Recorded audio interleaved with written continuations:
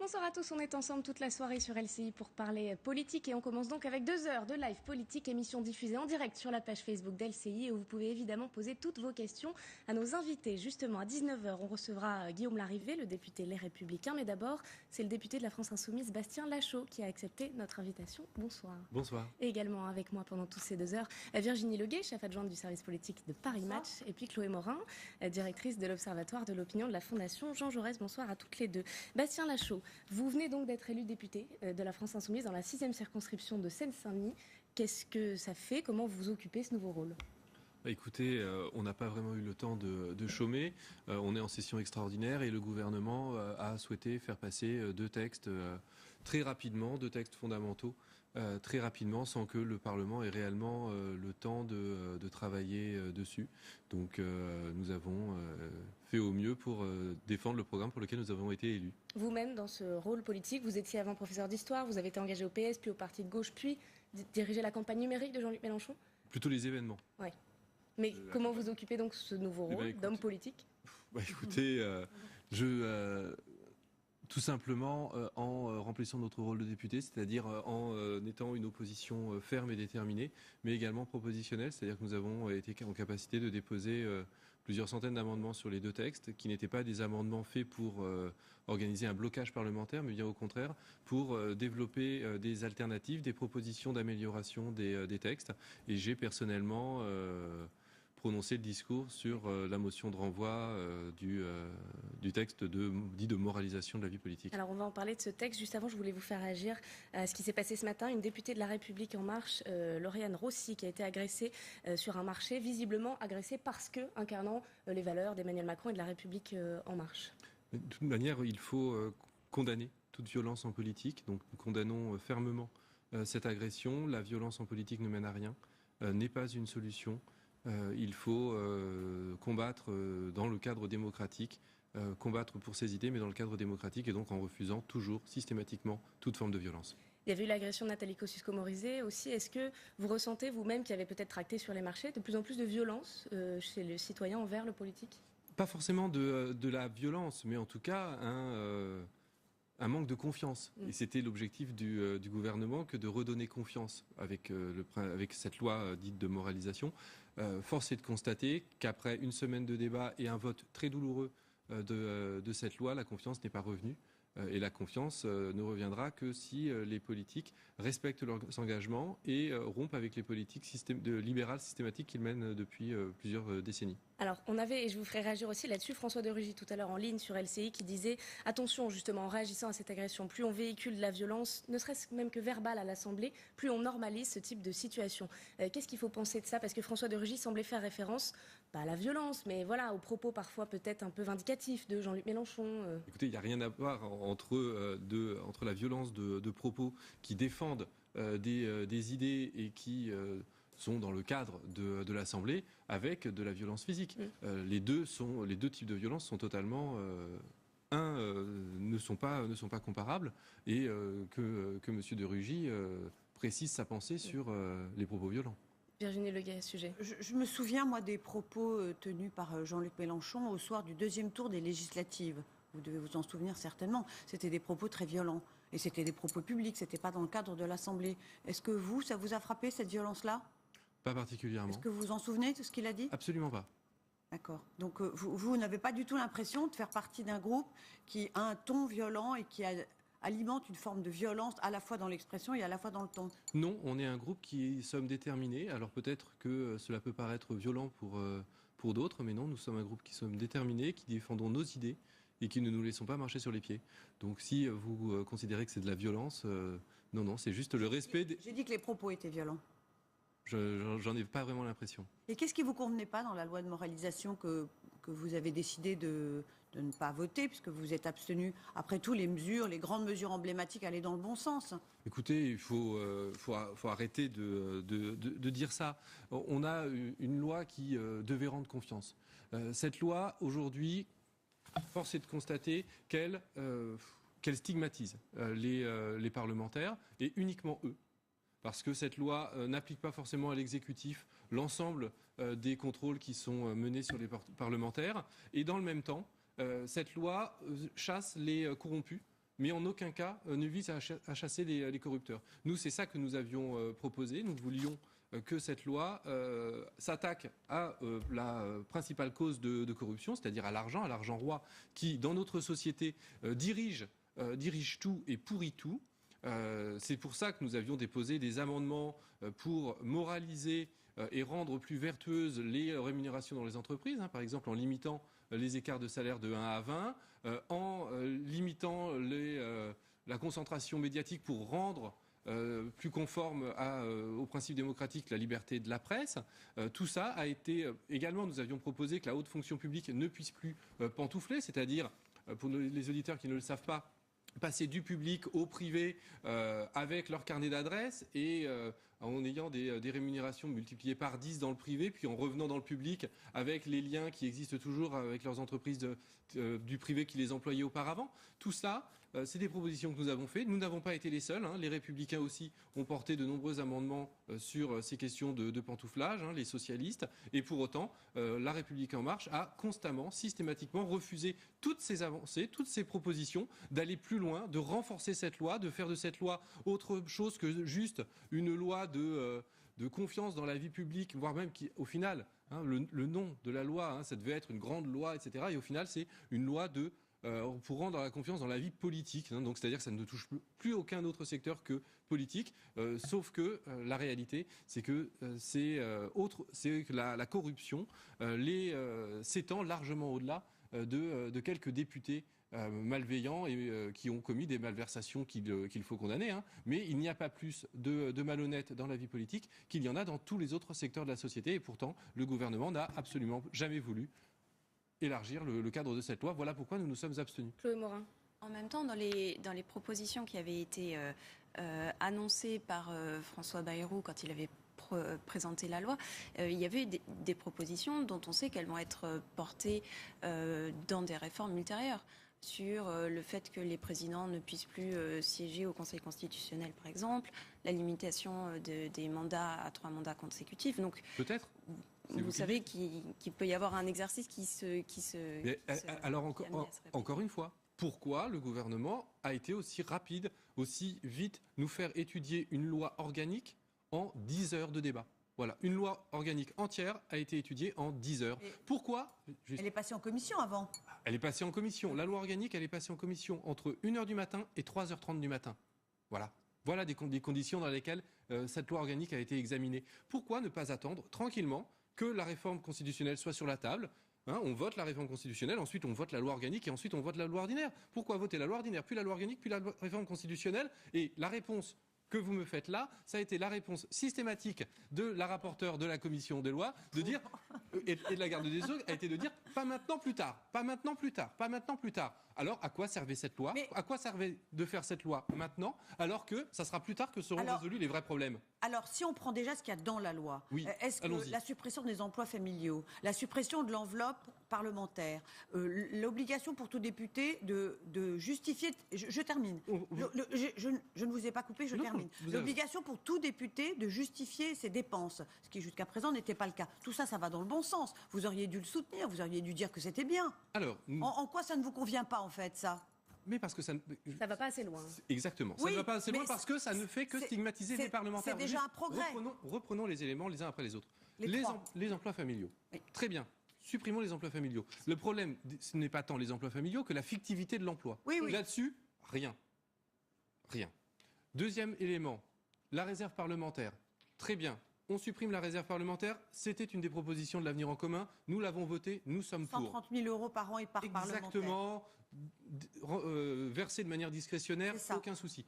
Sauf que La République En Marche a déposé un amendement au dernier moment pour que la globalité de ce montant soit reversée dans une réserve ministérielle ou que le ministre répartirait comme il l'entend en suivant les conseils des députés.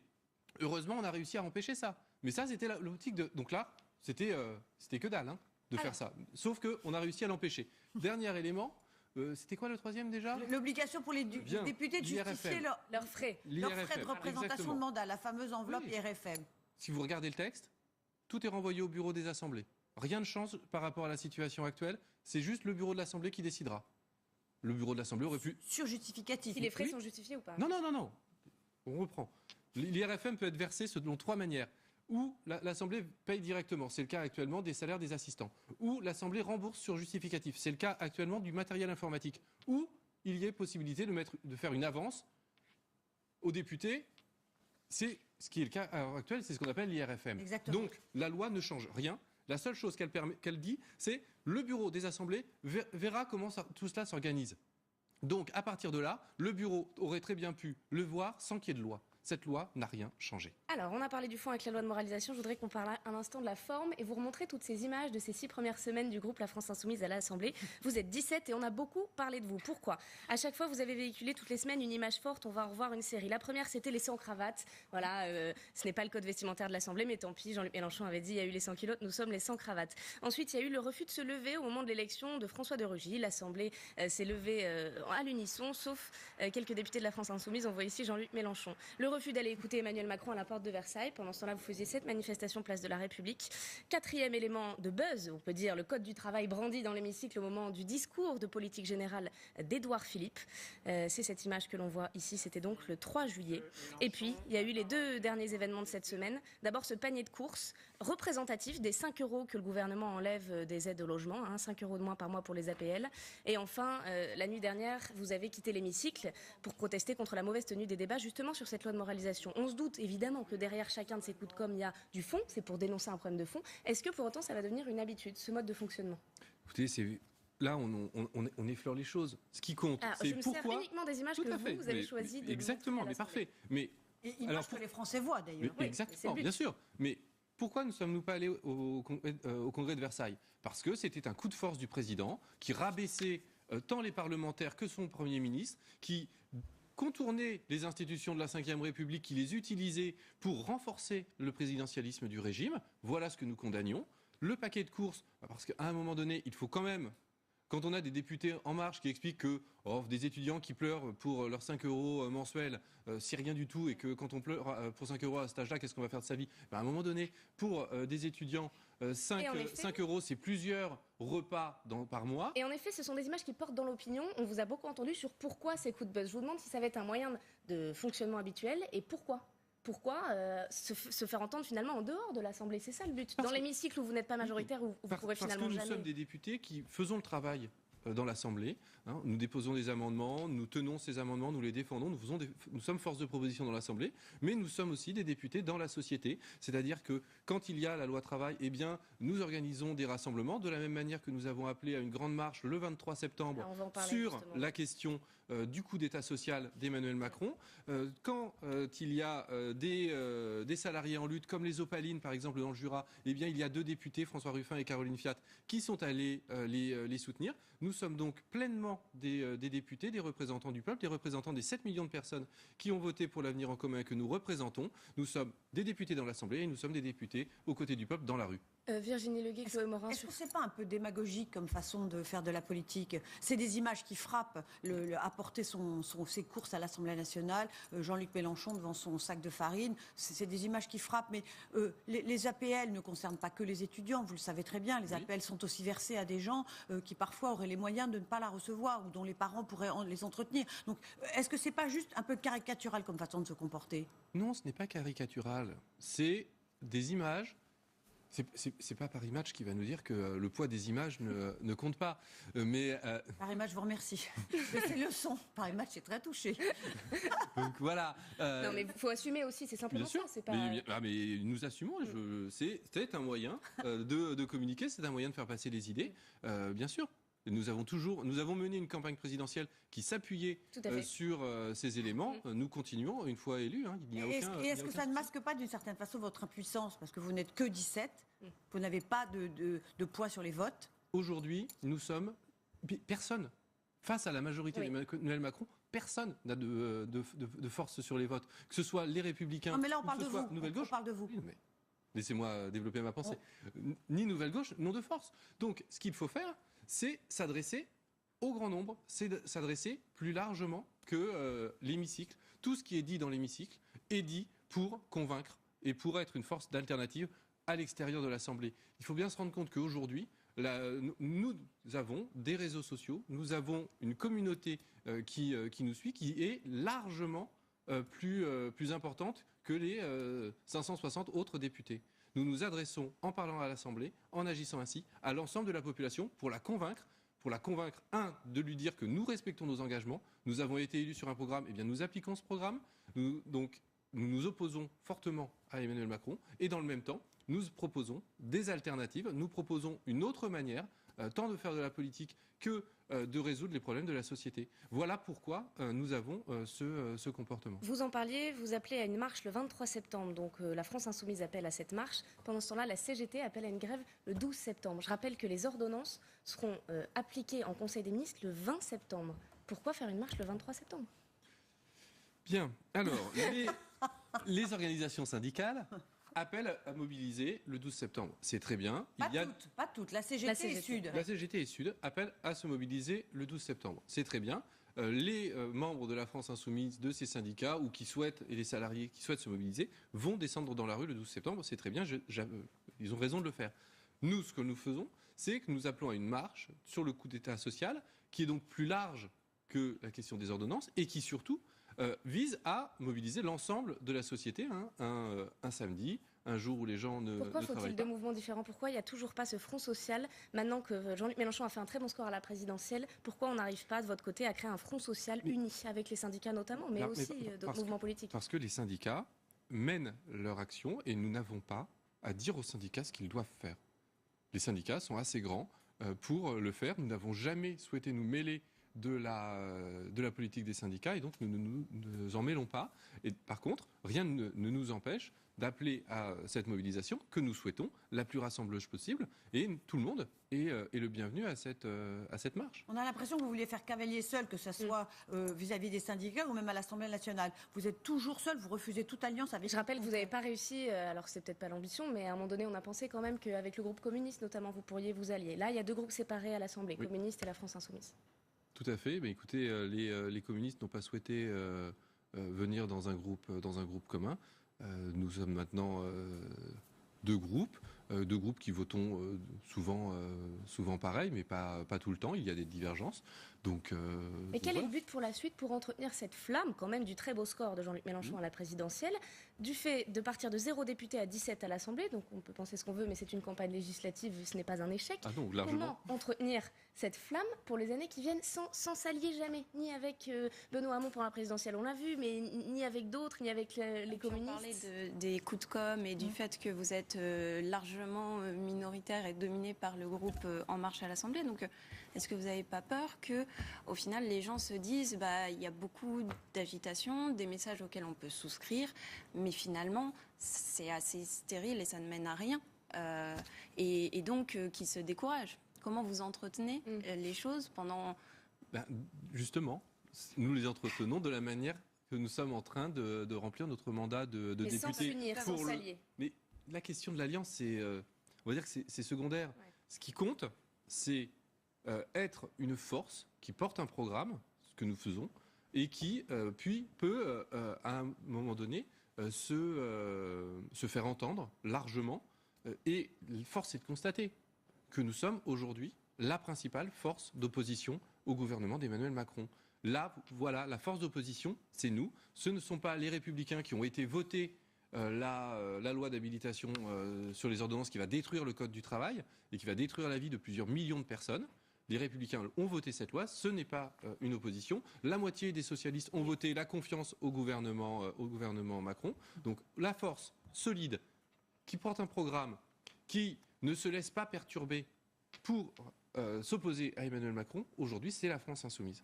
Mais le problème des Républicains et du Parti socialiste d'un certain point de vue, c'est justement d'être entre deux options stratégiques, être constructif, entre guillemets, ou être opposé. Vous êtes clairement opposé depuis le début. Et nous ne le regrettons pas. Ça a le mérite d'être clair et lisible, et c'est pour ça, et aussi parce que le Front National est pris dans des déboires internes, mais c'est pour ça que vous êtes imposé dans l'opinion comme, en tout cas, les principaux opposants. On verra si ça dure.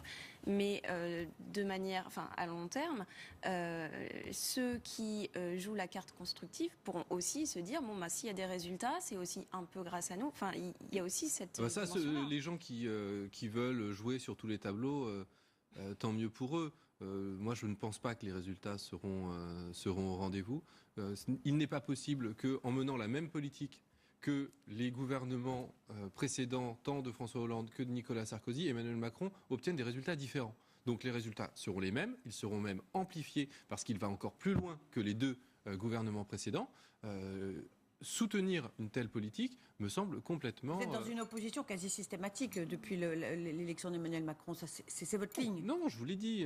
Quand le gouvernement propose la suppression de l'enveloppe parlementaire, ce qui était dans notre programme, évidemment que nous avons soutenu cette position. Vous êtes abstenu au moment du vote. Non. Sur l'article, sur la réserve... Oui.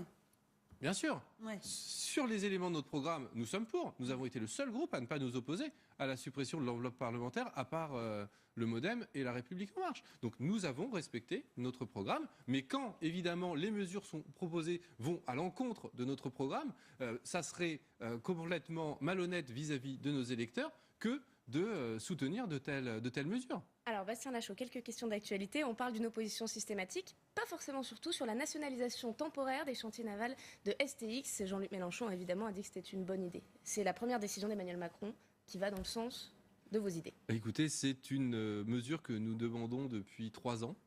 Donc nous regrettons simplement qu'Emmanuel Macron ait attendu 3 ans pour la mettre en œuvre alors qu'il était ministre de l'économie au moment du début des déboires de STX. Après, il faut rester très vigilant parce que ce que dit Bruno Le Maire sur la construction d'un grand leader européen du naval avec les Italiens, il faut bien savoir ce que l'on fait. STX, c'est plusieurs milliers d'emplois à la clé.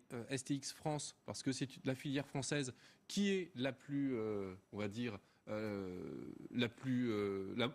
celle qui connaît le moins de problèmes, vu qu'elle a un carnet de commandes rempli pour les 10 prochaines années. Cette filière, c'est une filière d'excellence, c'est une filière qui est stratégique pour le pays, parce que dans maintenant 5 ans, se pose la question de savoir si nous construisons un nouveau porte-avions pour remplacer le Charles de Gaulle, voire 2 porte-avions, parce que c'est ce qui serait le plus utile pour nos armées. Ce sont d'énormes chantiers. Aujourd'hui, rares sont les pays qui possèdent la technologie de pouvoir construire seuls des porte-avions. C'est le cas de la France. Si nous bradons STX, là, nous perdons cette capacité. Alors, autre question d'actualité sur les novices un peu de l'Assemblée. Quelque part, vous en êtes un aussi, c'est votre première fois dans l'hémicycle, mais je parle des novices, bien sûr, de La République En Marche, qui se sont illustrés un petit peu, par leurs difficultés à comprendre le système cette semaine. Quel regard vous-même, en tant que novice, portez-vous sur un petit peu ces difficultés d'apprentissage ? Écoutez, c'est pas tant les novices qu'il faut condamner ou accuser. Là, on a eu de réels problèmes sur la manière de mener les débats, mais il faut quand même noter que M. de Rugy, M. Ferrand ou M. Castaner n'étaient pas présents dans l'hémicycle pendant la majorité des débats. Or, ce sont quand même eux, respectivement le président de l'Assemblée nationale, le président du groupe majoritaire et le ministre des Relations avec le Parlement, qui étaient les plus à même d'organiser les débats et le fait que les débats se déroulent sereinement. Alors, autre question d'actualité sur la crise au Venezuela. Il y a déjà eu 113 morts depuis 4 mois à cause de la répression du gouvernement Maduro.